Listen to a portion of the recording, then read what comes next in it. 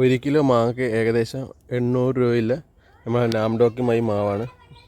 അപ്പോൾ അതിൻ്റെ മാങ്ങ ഞങ്ങൾക്ക് പഴുത്ത് കിട്ടിയിട്ടുണ്ട്. ഒറ്റ ഒന്നുള്ളൂ. പക്ഷേ ഇതിൻ്റെ കേട്ടോ ഒട്ടും കുരട്ടയില്ല. അതായത് ഇതിൻ്റെ അണ്ടി വളരെ നൈസായത് ബ്ലേഡ് പോലെ ഉള്ളതാണ്. അപ്പോൾ നല്ല മുറിച്ചപ്പോൾ അസാധ്യമായ മണം.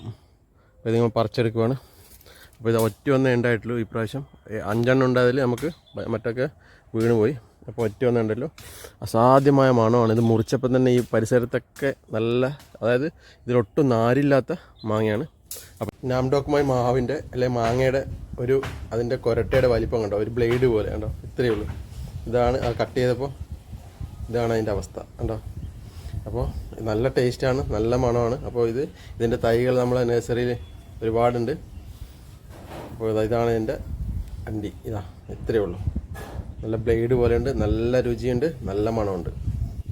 ഇതിൻ്റെ തൈകൾ നമ്മളെ മൗണ്ടൻ വ്യൂ ഫ്രൂട്ട് ഗാർഡനിലുണ്ട്. അപ്പോൾ ഇത് ഈ ഒരു ചട്ടിയിലാണ് ഇത് കായ്ച്ചുണ്ടായിരുന്നത്. ഇപ്പോൾ ഇത് 4 വർഷമായ ഒരു മാവാണ്. അപ്പോൾ ഇതാണ് നമ്മൾ ഇന്നത്തെ വിശേഷം.